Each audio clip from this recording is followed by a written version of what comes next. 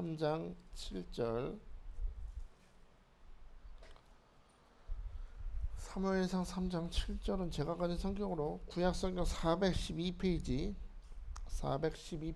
있습니다. 잘했으면 아멘 합시다. 우리 함께 봅니다. 시작. 사무엘이 아직 여호와를 알지 못하고 여호와의 말씀도 아직 그에게 나타나지 아니한 때라. 아멘. 할렐루야. 할렐루야. 잘 오셨습니다. 오늘 하나님께서 이 말씀으로 여러분을 깨닫게 하시고 여러분을 위로하시고 세임 주시고 오늘 여러분 안에 모든 거짓과 모든 염려와 불신과 사탄의 올무가 다 끊어지는 진리의 역사가 나타날 줄 믿으시기 바랍니다. 사람의 뇌에는요 중추라는 게 있대요. 생각하는 중추도 있고 판단하는 중추가 있고 여러 가지 중추가 있는데 그 중추 중에 가장 중요한 게 있다고 한다면 언어 중추라고 합니다. 언어 중추. 언어 중추라는 게 사람의 언어와 이해를 담당하는 부위래요. 이 뇌에서. 그러니까 우리 참 말하는 게 중요하죠. 무엇을 말하고 무엇을 그 말한 것을 어떻게 이해하느냐. 그런데 이 언어 중추가 잘 발달된 사람 특징을 보면 이 사람이 어떤 말을 하느냐 또 어떤 말을 들었느냐에 따라서 이 언어 중추가 좀 다르답니다. 평소에 내가 무슨 말을 하고 어떤 말을 듣고 사느냐에 따라서 삶이 변화된다는 거예요. 그러니까 말을 잘 들어야죠. 또 말도 잘해야 돼요. 한마디 말을 해도 우리는 부정적인 말은 하지 물러가고 믿음의 말을 해야 돼요. 긍정적인 말을 해야 되고 오늘도 나는 축복의 사람이다. 오늘 말씀을 통해 나는 회복된다. 나는 축복을 받는다. 자꾸 그런 말을 여러분이 스스로 고백해야 된다는 거죠. 우리 아까 전에 찬양할 때도 내 영혼아 주님을 찬양하라. 내 영혼아 주님을 송축하라. 내 영혼아 어찌하여 내 속에서 낙심하느냐. 그 자기 영혼에게 선포하는 고백이었죠. 그런 것처럼 여러분도 제가 항상 말씀드리지만 축복의 언어가 여러분의 입으로 선포되고 그 선포되는 언어가 여러분의 귀로 들려야 돼요. 자꾸 내가 마음에 낙심이 되고 염려되는 거는 여러분도 모르게 입으로 뱉어서 그래요. 이래서 되겠어. 한숨소리 자꾸 들으니까 여기 낙심이 있다는 물러갈지어다. 한마디를 해도 축복의 말을 하시고 믿음의 말을 하시고 축복합니다. 여러분 그렇잖아요. 무슨 말을 하느냐 무슨 말을 듣느냐. 어릴 적에 부모님을 통해서 항상 긍정적인 말을 들었던 사람은 커서도 말이 긍정적으로 나오고 부모님한테서 계속 너는 애가 왜 그러냐 부정적인 말만 들으면 커서도 결혼을 해서도 자기도 모르게 자기 자식한테 똑같이 그런다는 거죠. 요즘에 강아지 많이 키우잖아요. 개 키운다고 안 하고 뭐라 그래요? 반려견을 키우는데 같이 키우는 고양이는 반려묘라면서요. 또 반려견을 키우는데 요즘 그 반려견 키우는 집에 가보면 개가 꼭 사람 같아. 사람보다 더해. 개가 입고 있는 옷이 제가 입고 있는 옷보다 더 비싸요. 개 호텔도 있고 뭐 다 있어요. 목욕탕도 있고 뭐 머리도 헤어도 다 해준다 그러고 꼭 보면 개가 지는 분명히 네 다리 걷고 걸어다니는데 걸어다니는 게 꼭 지 부인하고 비슷해. 걸음걸이가 하는 짓이 주인하고 비슷해. 왜 그래요? 왜 그런가 했더니 이 반려견을 이 강아지를 사람 대하듯이 해서 그래. 그렇죠? 한마디 그 동물로서 보는 게 아니라 정말로 같이 살아가는 우리 가족이기 때문에 사람 대하듯이 합니다. 좋은 거 먹이고 좋은 거 입히고 대화도 해 둘이서 멍멍 하면서. 이처럼 영혼을 내가 누구와 관계를 맺으면서 살아가는지가 중요하다는 겁니다. 내가 무엇과 가까이 하느냐에 따라서 그 영향을 받고 그렇게 닮아간다는 거예요. 제가 전에도 여러분 간증 들었지만 저는 태어날 때부터 뇌성마비로 태어났다 그랬죠. 이 지금도 MRI 찍어보면 지금도 여기 뇌가 눌려 있어요. 눌려 있는데 그래서 우리 목사님한테 말씀 들어보니까 너는 4살 때까지도 잘 걷지도 못하고 팔다리도 이렇게 꼬여 있었고 계속 다리를 절었다고. 그러니까 어릴 때부터 그런 이제 연약함을 가지고 태어난 데다가 그런 연약함이 있다는 거를 인식하게 된 때부터 저는 이제 항상 말이 부정적으로 나는 안 돼. 스스로 된 자존감이 굉장히 낮았습니다.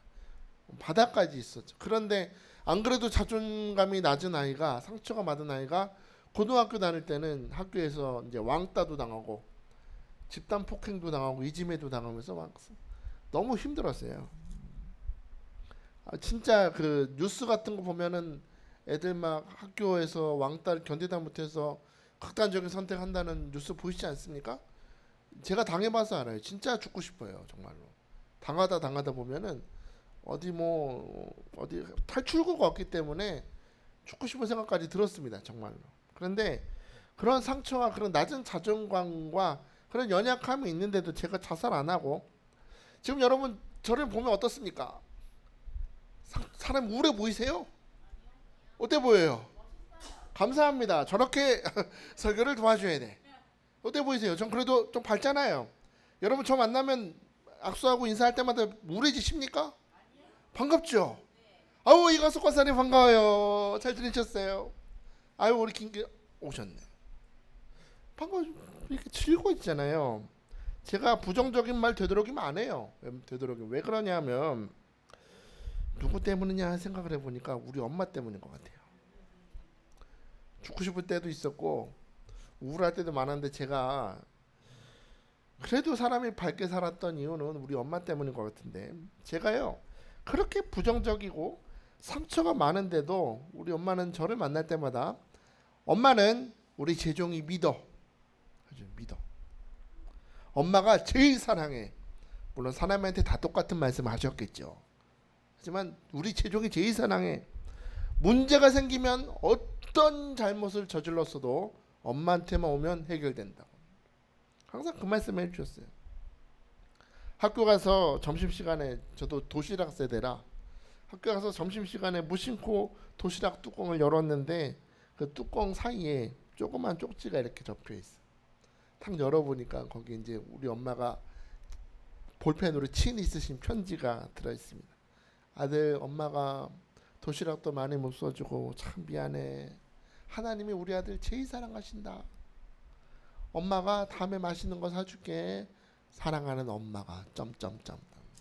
또 그걸 또 보면서 꺼이 우는 거죠. 그런 편지 하나, 그런 세심한 한마디 툭 던져주시는 그런 말을 통해서 아 우리 엄마가 나를 정말 사랑하시는구나. 친구들은 나를 그냥 그렇게 너는 다리 병신에 쩔뚝이에 얼굴도 못생기고 그런 말도 많이 들었는데 그래도 제가 자존감이 그래도 무너지지 않았던 이유는 그런 엄마의 한마디 한마디의 음성 때문이었습니다. 엄마가 나를 제일 사랑한다. 나는 그래도 엄마에게 믿음이 가는 아들이구나. 괜찮은 사람이구나. 나는 그런 엄마의 마음이 저의 정체성과 자존감을 세워주신 것입니다. 하나하나. 그리고 저도 그 영향을 받아서요. 저도 이제 애가 셋인데 우리 애들 키울 때는 저도 부정적인 말 되도록이면 안 합니다. 조그만 거 별것도 아닌 거 했는데도 저는 최선을 다해서 와 우리 예림이 잘했다. 우리 예빈이 잘했다.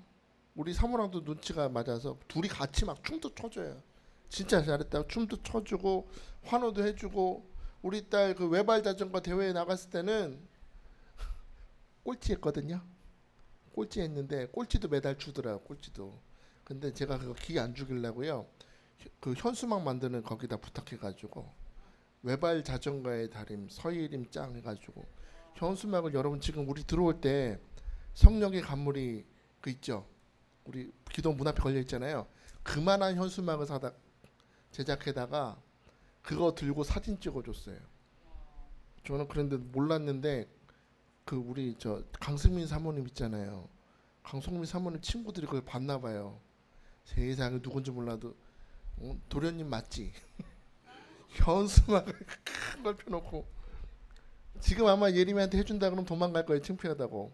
근데 저는 꼴찌를 했어도 우리 딸이 어쨌든 메달을 땄으니까 자랑해주고 싶은 거예요. 외발 자전거의 달인이라고 쫙 펴놓고 사진 찍었던 기억이 있습니다. 그렇게 아이들을 키우다 보니까 얼마 전에 우리 예빈이 학교 상담을 갔었대요. 사모가 갔더니 선생님 하는 말이 얘는 부모님 사랑을 많이 받은 게 티가 난다는 거예요. 그래서 친구들 사이에 항상 자신감 있고 기죽지 않고 친구들을 잘 웃기기도 하고 인기가 있다고. 그러니까 무슨 말을 듣고 사느냐에 따라서 영향을 받는 것 같습니다.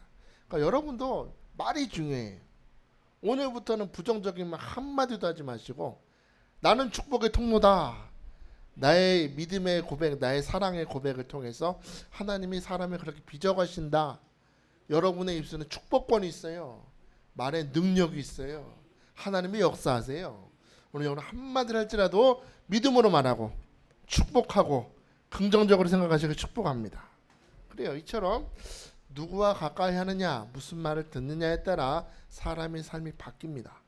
정체성이 생기고 자존감이 세워지는 것처럼 이처럼 성도의 삶과 말과 행동과 영적인 자존심을 세워주시는 분이 있습니다. 누구십니까?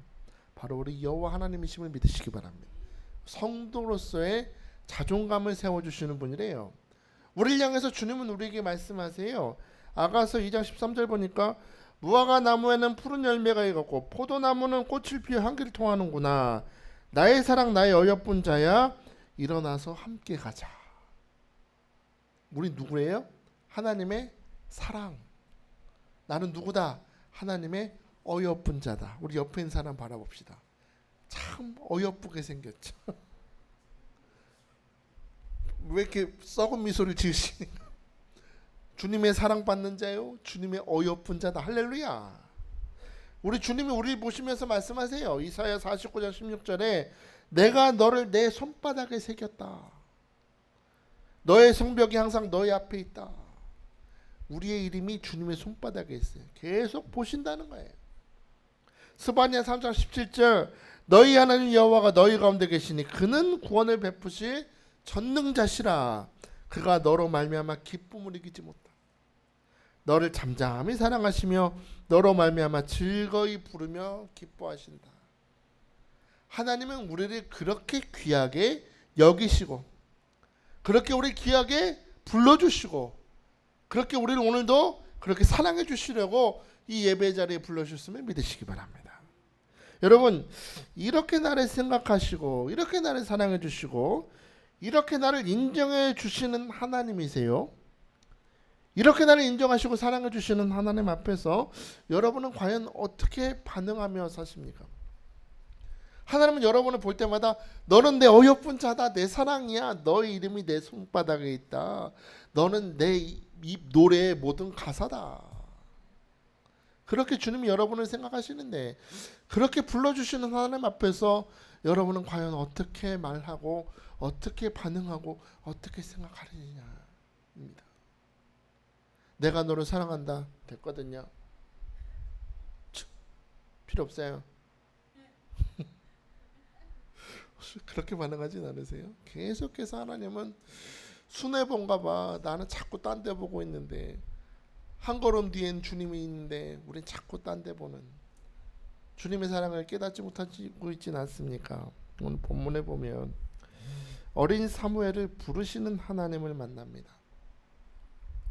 오늘 본문 4절을 한번 봅시다. 본문 4절 3장 4절 시작. 여호와께서 사무엘을 부르시는지라 그가 대답하되 내가 여기 있습니다. 아멘. 여호와께서 누굴 부르셨대요? 누굴 부르셔요? 사무엘을 부르신다는 겁니다. 사무엘아 부르셔서 사무엘아 여기서 부르신다는 거는 한 번만 부른 게 아니고 계속 부르는 거예요. 사무엘아 사무엘아 사무엘아 계속 부르십니다. 그럼 이 부른다는 게 어떤 느낌일까요? 우리는 이광수 권사님 부르면 제가 그냥 권사님을 부르는 거죠. 근데 여기서 말하는 건 단순히 이름을 부르는 수준이 아닙니다. 의미 없이 그냥 부르는 게 아니라 하나님이 사무엘아 라고 부르실 때는 이거는 어떤 목적을 가지고 부르신다는 겁니다. 그냥 의미 없이 부른 게 아니라 특별한 계획과 목적을 가지고 부르신다. 제가 지난주에 이 3장 3절 가지고 설교하면서 이 엘리 제사장의 상태가 영적 무감각의 상태에 빠졌었다고 말씀을 드렸습니다.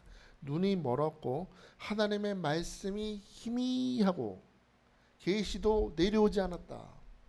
그러니까 하나님은 계속해서 선지자를 통해서 말씀을 하시려고 하는데 이 선지자가 하나님의 음성을 듣지 못하는 영적인 맹인 상태였다는 것이죠. 근데 하나님은 그런 엘리 제사장이 아니라 어린 사무엘을 부르십니다. 사무엘아 라고 부르실 때는 목적이 있었다는 거예요. 무슨 목적? 이 엘리 제사장이 제사장 역할을 못하니 이제부터 내가 너를 통하여 이 백성 이스라엘에게 나의 말을 전하겠다는 겁니다. 하나님께서 이 사무엘을 통하여서 하나님의 말씀과 하나님의 계시와 하나님의 비전과 계획들을 전하는 선지자를 쓰시려고 사무엘을 부르고 계시다는 거예요. 여러분, 이처럼 하나님은 사람을 부르십니다. 하나님이 사람을 부르실 때는 아무 계획 없이 아무 목적 없이 부르시는 게 아니라는 거예요. 하나님이 사람을 부르실 때는 한 사람의 삶 속에 하나님이 찾아가시는데 뜻과 계획과 비전과 목적을 가지고 찾아가시는 겁니다. 하나님이 여러분을 부르실 때는 아무 목적 없이 부르시는 게 아니라 모든 걸 다 일을 작정을 하시고 결과까지 다 예비하시고 결과가 나타난 이후에 어떤 상급이 주어질지 어떤 보답이 이루어질지 어떤 삶이 펼쳐질지 다 준비하시고 이강수 권사야 부르시는 겁니다. 어떻게 응답해야 되겠어요? 아멘. 주여 제가 여기 있습니다. 나를 사용하여 주옵소서. 하나님의 구원과 하나님의 계획과 섭리 속에 나를 사용하여 주옵소서. 응답해야 되지 않겠습니까? 하나님은 그렇게 우리를 부르신다는 거예요. 뜻을 계시하시고 섭리를 준비하시고 계획하고 목적하시고 다 이르기까지 하나님이 함께 하시려고 우리를 부르신다는 겁니다. 성경에 하나님이 부르시는 역사가 많이 나오죠. 그 갈대아 우르에서 우상 팔고 살던 아브라함을 하나님이 찾아가셔서 부르십니다. 아브라함아 부르십니다. 그냥 부르셨을까? 여기도 계획이 있다는 거예요. 너는 본토 친척 아버지의 집을 떠나 내가 너에게 지시할 땅으로 가라.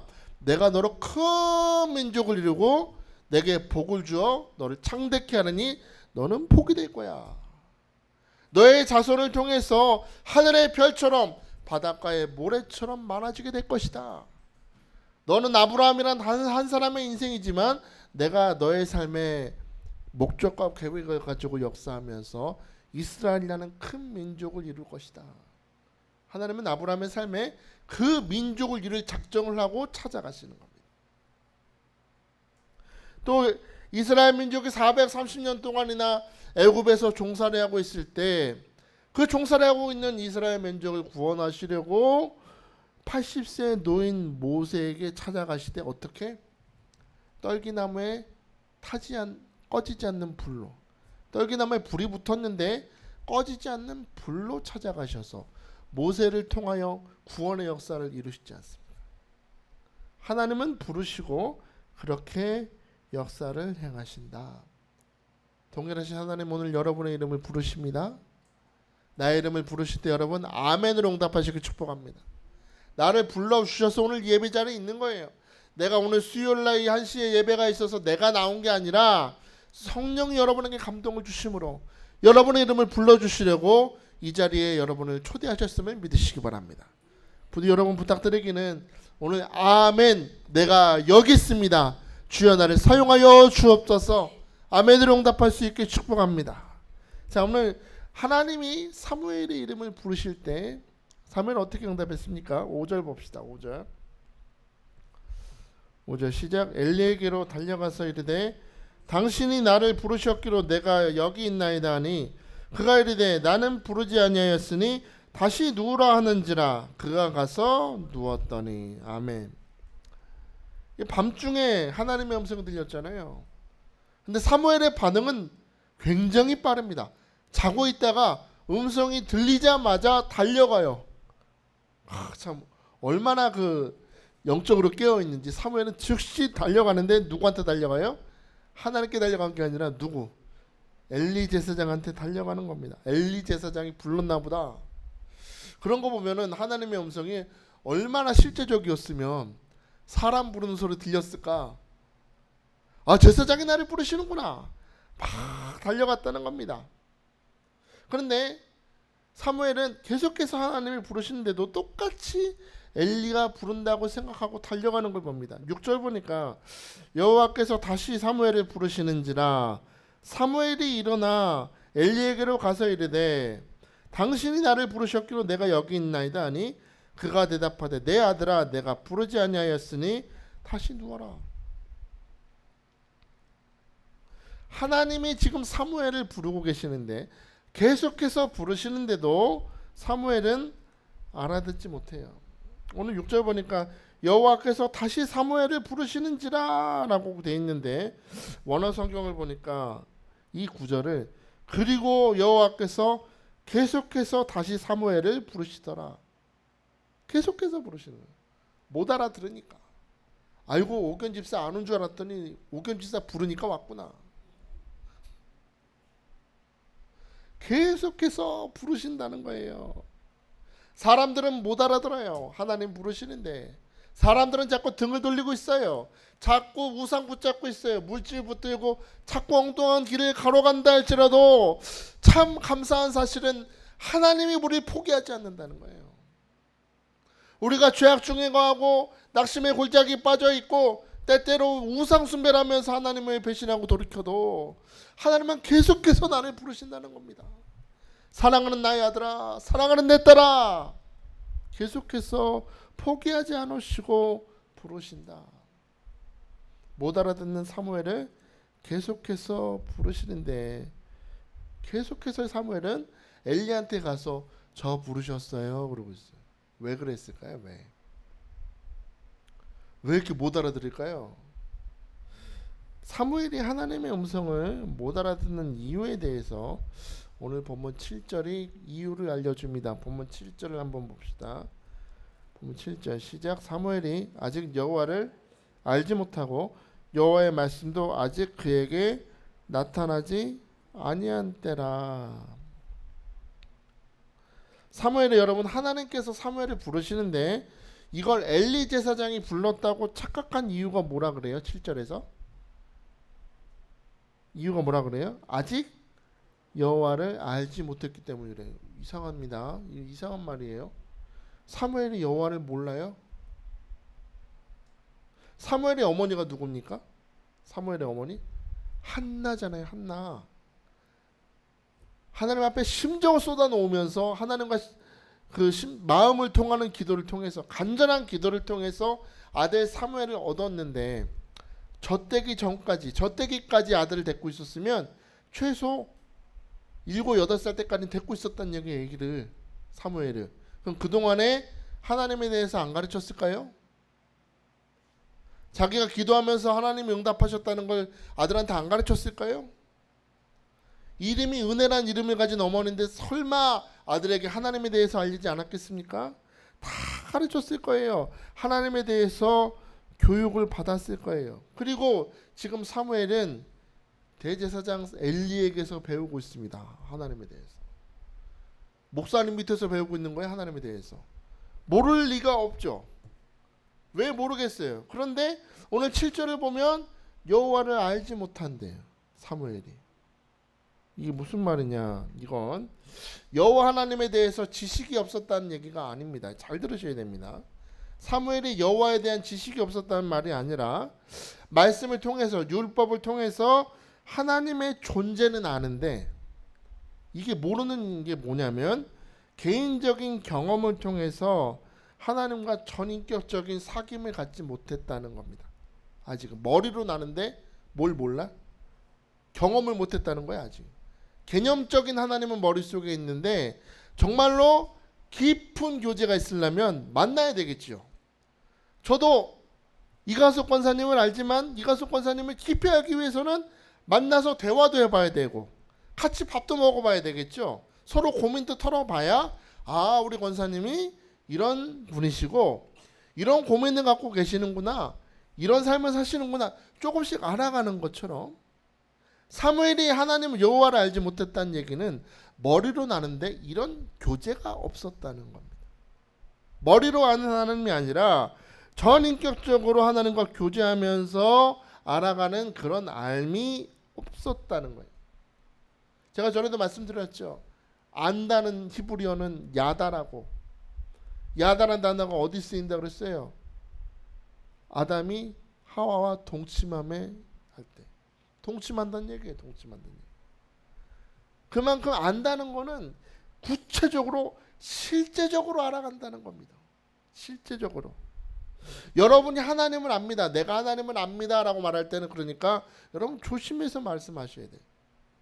내가 성경을 잘 압니다. 하나님은 이런 분이라고 내가 알아요 라고 말할 때는 여러분 잘 하셔야 돼. 그게 여러분의 머릿속에 있는 지식일 수도 있다는 거예요.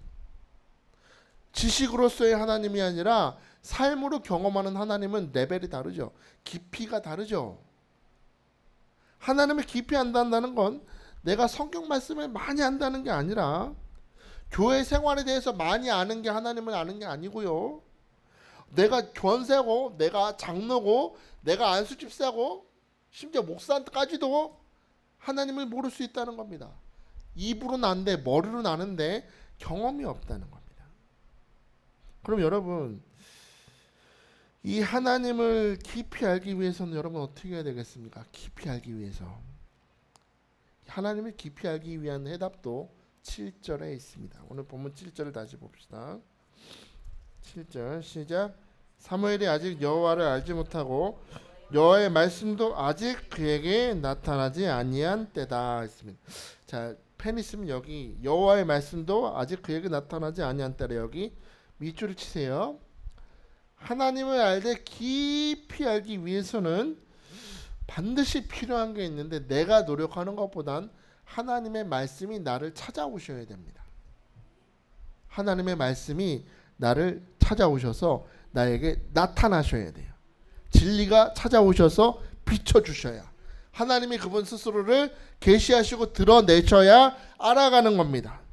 여호와의 말씀도 아직 그에게 나타나지 아니한 때라 말한 것처럼 하나님을 깊이 알기 위해서는 여호와의 말씀이 누구한테 나한테 나타나야 돼요. 오늘 축복합니다. 여러분 각 사람에게 여호와의 말씀이 나타나시길 축복합니다. 나타나야 돼요. 말씀이 나타난다. 참 좋은 단어죠. 말씀이 임한다. 말씀이 역사한다. 말씀이 우리를 치료한다. 그런 말 들어봤어도 말씀이 어떻게 했네요? 나타난대. 할렐루야. 말씀이 나타난다는 얘기는 하나님의 말씀이 내 삶에 임재하신다는 겁니다. 참 말씀이 임재하신다. 성경책 많이 읽어서 머리에 머물러 있는 말씀이 아니라 살았고 활력 있는 말씀, 심령과 골수를 찔러 쪼개는 역사하시는 하나님의 말씀이 나에게 나타나야 돼요. 그래야 깊이 알아가는 겁니다. 느낌이 다르지 않습니까? 성경 글로 있는 여호와 하나님 말고 내가 막 여러 가지 시험과 고난을 통하여 질병을 통하여 예배를 통하여 경험하는 하나님이 다르잖아요. 우리 여기 원장님께서 말씀을 전하시는데 그 말씀이 우리에게 힘이 되고 능력이 되고 기쁨이 되고 우리에게 축복이 되는 이유는 하나님의 임재가 나타나시기 때문에 저는 믿어요. 각 사람에게 막 나타나는 거예요. 어제 우리 목사님 막 다 돌아다니면서 한 분 한 분 다 터치해주고 말씀 다 임하니까 막 회복되잖아요. 자, 안 받으신 분 손 들어보세요. 막 손 들고 아 왜 저는 안 해주세요? 나 해줬는데 아니 안수를 해줬는데 말씀을 안 해주셔서 그 정도로 말씀을 사모하지 않습니까?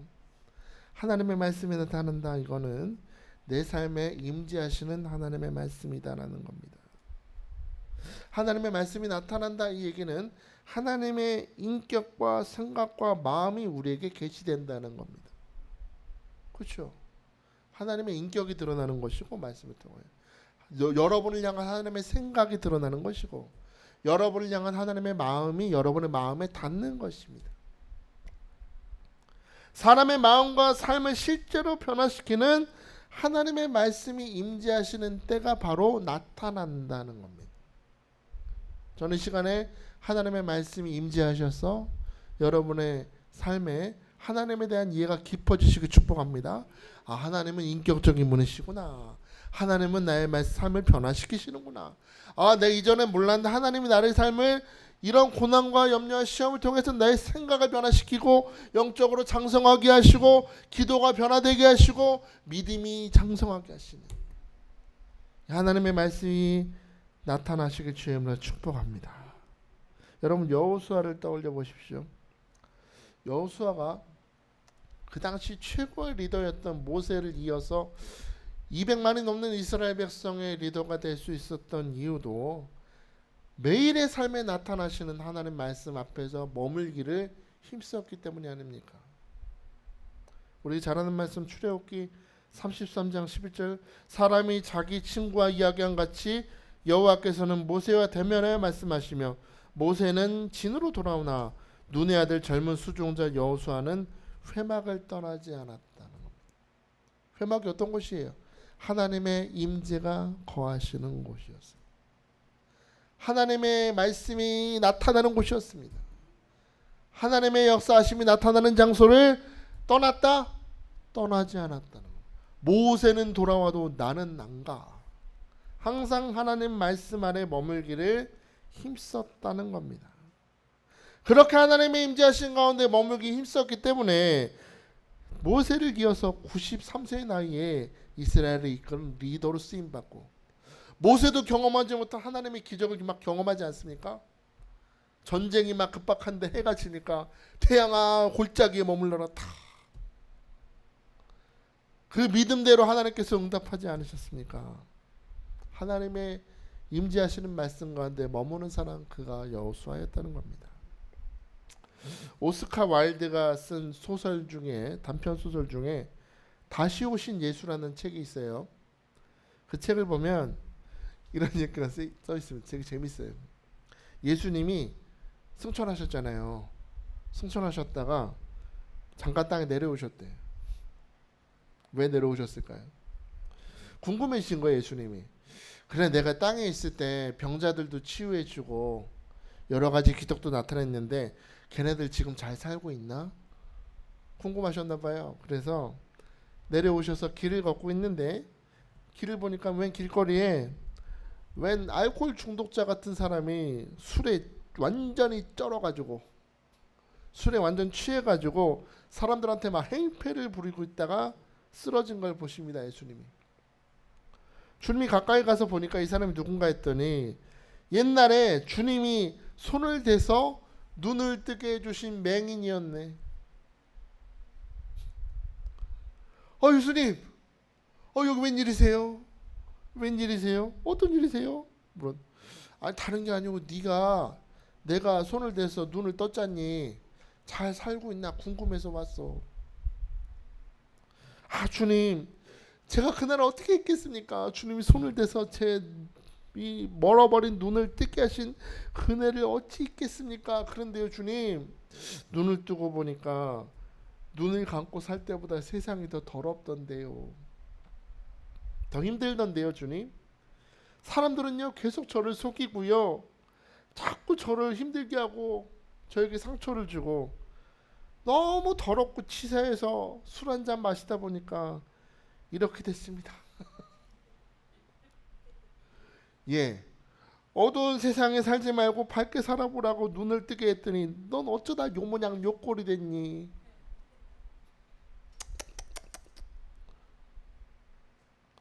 안타까우시면서 주님이 다시 길을 떠나십니다. 길을 걷고 있는데 길가에 어떤 집 앞에 웬 이쁜 여인이 아주 새빨간 립스틱을 바르고 얼굴에 하얗게 화장을 하고 사람들을 부르고 있는 것을 보셨대요.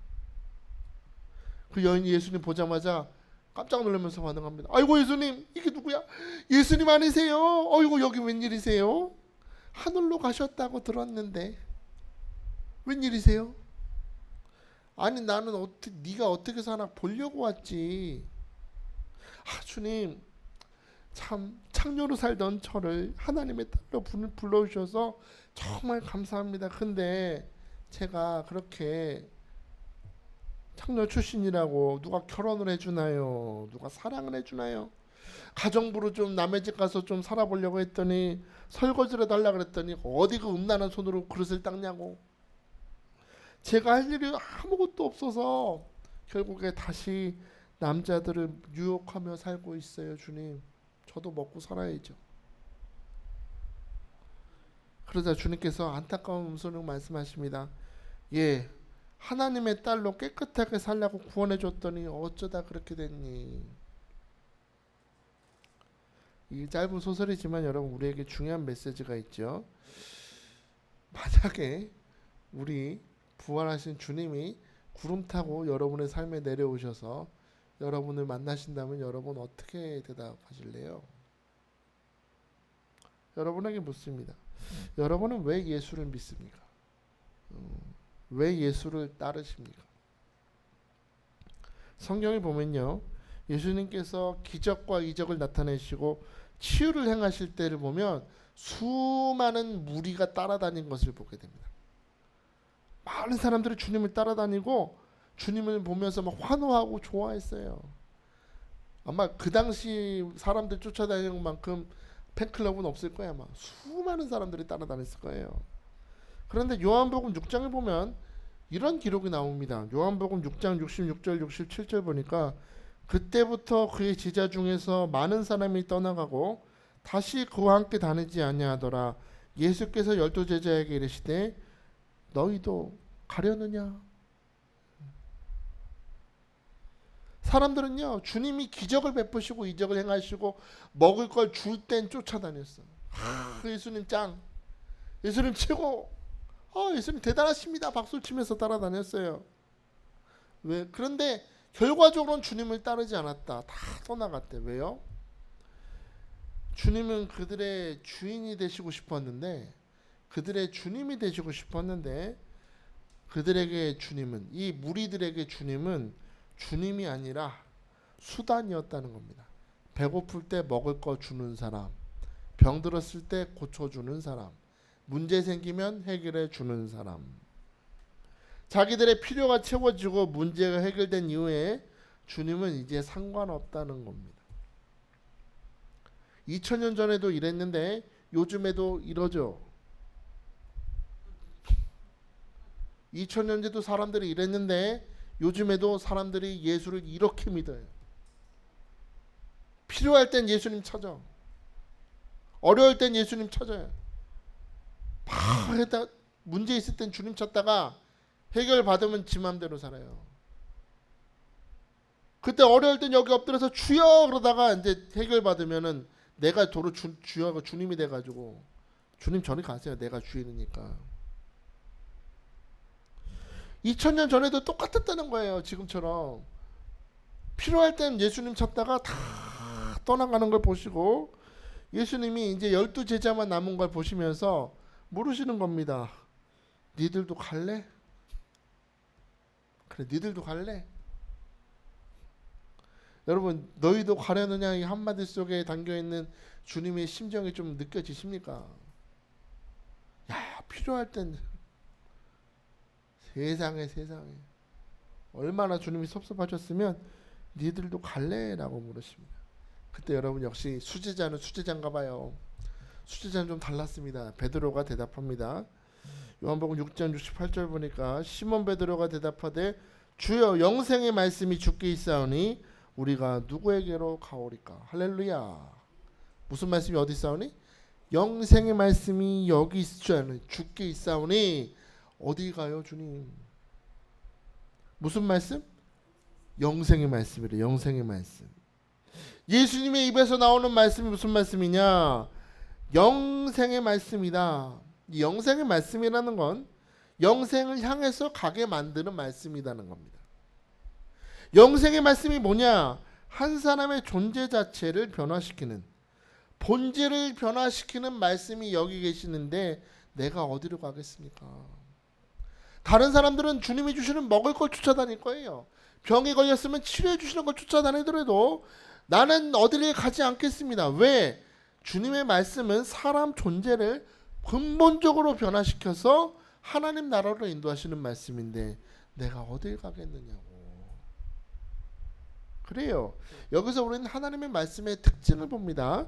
하나님의 말씀은 오늘 우리에게 나타나시는 하나님의 말씀이 어떤 말씀이냐? 사람의 본질을 변화시킨다는 겁니다. 본질을 변화시킨다. 여러분, 이 본질을 변화시키는 말씀, 이 말씀이 나타났을 때, 사람에게 나타났을 때 남편 다설 있는 사마리아 여인의 갈급한 심령 속에 뱃속에서부터 영원토록 마르지 않는 은혜의 생수가 넘쳐나게 하시는 거죠. 그 누구도 그 목마름을 해결할 수 없는 이 사마리아 여인의 삶에 말씀이 찾아가시니까 삶이 변해요. 이제 죽음을 앞두고 있는 주님 오른편에 있던 강도에게 오늘 내가 너에게 진실로 너에게 말하노니 오늘 너가 나와 함께 낙원에 있으리라 말씀이 딱 나타나니까 죽음이 확정되는 이 강도의 삶에 구원이 임한 것입니다. 변화되는 거예요. 베드로도 한때는 흔들렸어요. 주님을 3번이나 부인하고 주님을 떠나갔던 사람이었지만 결국에 그 부활하신 주님이 찾아가셔서 내가 너를 사랑한다. 너가 나를 사랑하느냐 계속 물으심을 통해서 3번이나 주님을 부인했던 베드로에게 너가 나를 사랑하느냐 3번이나 다시금 불러주심으로 그의 상처를 치유하시고 결국에 주님 말씀대로 사람 낚는 어부가 되어서 한 번의 설교로 3,000명이 회개를 하고 한 번의 선포로 성령의 충만이 임하고 병자가 치유받는 능력의 사람으로 그를 변화시켜 주셨습니다. 하나님의 말씀은 오늘도 나타납니다. 여러분에게. 그 말씀은 오늘 역사하시는 말씀으로 예수님과 함께 우리 찾아오십니다. 근데 여러분 예수 믿는 게 여러분 가만히 생각해 보십시오. 오늘 좀 직면해 보세요. 여러분이 예수 믿는 목적이 여러분의 필요와 여러분의 목적을 이루는 수단이라면 여러분은 100% 실족할 것입니다. 그러나 여러분 우리가 베드로가 고백했던 것처럼 하나님의 말씀은 살았고 활력이 있어서 역사하시는 말씀인 줄 믿습니다. 영생의 말씀이 여기 있습니다. 나는 그 말씀을 믿고 따라갑니다. 라고 여러분이 고백한다면 그 말씀은 여러분의 삶의 존재 자체를 은혜와 복에 넘치는 사람으로 변화시켜 주실 줄 믿으시기 바랍니다. 믿으셔야 돼요. 그 말씀이 나를 변화시킨다. 언젠가 우리 오카는 목사님인가요? 오카는 목사님 설교 우연히 듣고 있었는데 그분이 하시는 말씀이 아니 사람이 감기약을 한 번 먹어도 먹은 증상이 나타나는데 그렇게 수십 년 하나님의 말씀을 먹고도 왜 이렇게 변화가 없습니까? 너무 맞는 말 같지 않아요? 여러분 코감기약 드셔보셨어요? 콧물 시럽 드셔보셨죠? 어때요?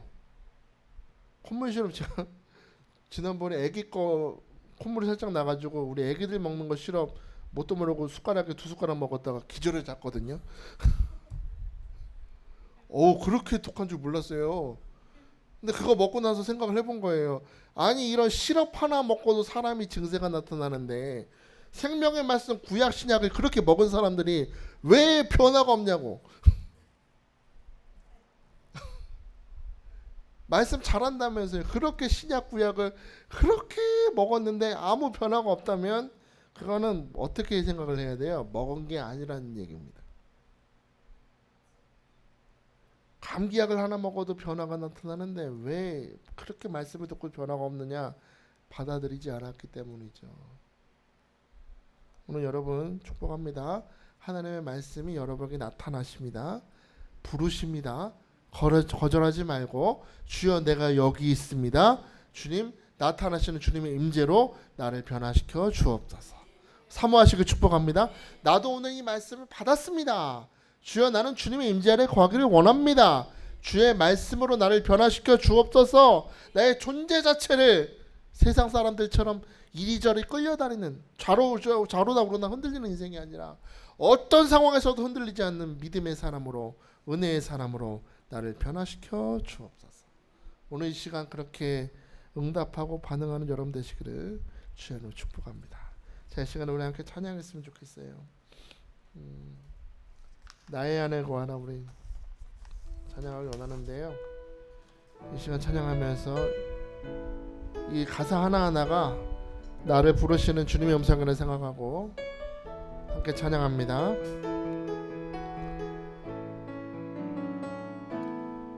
나의 안에 거하라 나는 내 하나님이니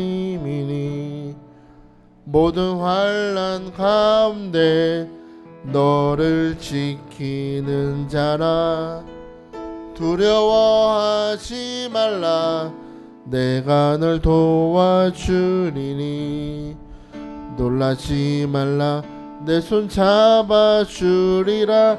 다시 한번 나의 안에 거하라 나의 안에 거하라 나는 내 하나님이니 모든 환난 가운데 너를 지키는 자라 두려워하지 말라 내가 널 도와주리니 놀라지 말라 내 손 잡아주리라.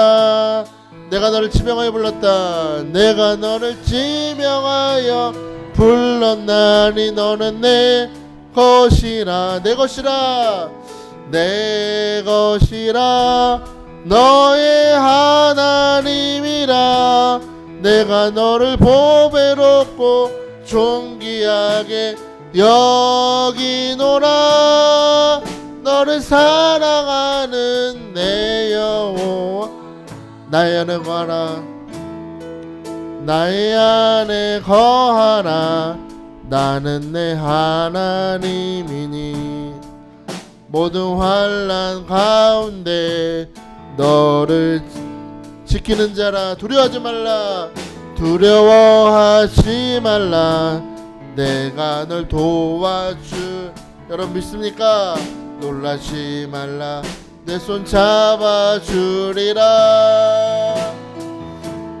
내가 너를 지명하여 불렀나니 내 것이 내 것이라 내 것이라 너의 하나님이라 내가 너를 보배롭고 존귀하게 여기노라 너를 사랑하는 내 여호와 내가 너를 지명하여 불렀다 내가 너를 지명하여 불렀나니 너는 내 것이라 내 것이라 너의 하나님이라 내가 너를 보배롭고 존귀하게 여기노라 너를 사랑하는 내 여호와라 내가 너를 지명하여 불렀나니 너는 내 것이라 내 것이라 너의 하나님이라 내가 너를 보배롭고 존귀하게 여기노라 너를 사랑하는 내 여호와라. 할렐루야 할렐루야 할렐루야. 우리 두 손을 듭시다. 사람은 어떤 말을 하느냐 어떤 말을 듣느냐에 따라 사람의 삶이 변화됩니다. 자존감이 생깁니다. 인격이 만들어지는 것입니다. 성도의 삶은 세상 사람들과 교제를 통하여 세상의 방법으로 만들어지는 것이 아니라 오늘 내게 나타나시는 말씀이 나에게 역사할 때 성도로서의 인격과 자존감이 회복되는 것입니다. 사무엘은 하나님의 음성을 들었으나 그것을 깨닫지 못했다. 그것은 여호와를 알지 못했고 여호와의 말씀이 나타나는 것을 경험하지 못했기 때문이라고 했습니다.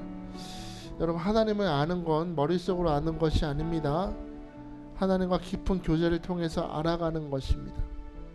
마치 부부가 남편과 아내가 한 이불 속에 잠을 자면서 깊은 관계를 맺듯이 하나님 임재 안에서 우리가 교제하면서 알아가면서 사귀면서 깊은 우리의 믿음을 키워가는 것입니다. 우리 여러분, 오늘 내가 주님을 왜 따르고 있는지 한번 돌아봅시다. 내가 필요 때문에, 나의 목적 때문에 주님을 따르고 있다면 여러분, 그건 무리와 다름이 없습니다. 주님의 제자는 영생의 말씀이 나를 변화시킬 걸 믿고 따라가는 것이라 했습니다. 하나님, 오늘 나도 사모합니다. 주님을 깊이 알아가는 자가 되게 하여 주옵소서. 하나님 임재 아래 거하는 자가 되게 하여 주옵소서. 하나님의 말씀이 나타났습니다. 오늘 내게 나타나는 말씀이 내 안에 오셔서 심령을 찔러 쪼개는 역사하는 말씀으로 나와 함께 하여 주옵소서. 내 안에 모든 불신과 염려가 물러가게 하시고 모든 사탄의 유혹이 떠나가게 하시고 하나님을 더욱더 깊이 알아가는 주님의 제자로서 살아가게 역사하여 주옵소서. 하나님의 말씀이 나를 찾아오셨습니다. 나를 부르십니다. 나를 부르시는 주님은 목적을 가지고 계획을 가지고 결과까지 다 준비하시고 나를 부르시니 아멘으로 응답하는 자가 되게 하여 주옵소서.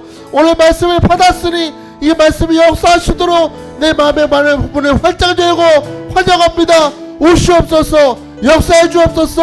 길 부어 주옵소서. 나를 변화시켜 주옵소서. 오늘 말씀 생각하시면서 주의 가지를 부르며 부르짖게 됩니다. 주여, 주여, 주여. 아버지 하나님 감사합니다. 오늘도 하나님을 깊이 알아가도록 말씀으로 나타나시고 오늘도 깨닫게 하심에 감사합니다. 사무엘은 머리로 하나님을 알았으면 하나님의 음성을 분별하지 못했다고 했습니다. 하나님을 알지 못했습니다. 깊이 알지 못했습니다. 하나님의 임재 가운데 거하지 못했습니다. 하나님의 나타나심을 경험하지 못했습니다. 아버지 하나님, 오늘 하나님을 알 때 깊이 알게 하여 주옵소서. 오늘 내게 임재하시는 말씀, 내게 나타나시는 말씀 앞에서 오늘 나를 직면하게 하시고 오늘도 아버지 그 말씀 앞에서 나의 영적인 인격과 아버지 하나님 자존감을 세우면서 더욱더 깊이 하나님을 깊이 알아가는 주님과 깊이 교제하는 손들 될 수 있도록 아버지를 축복하여 주옵소서. 기름 부어 주옵소서.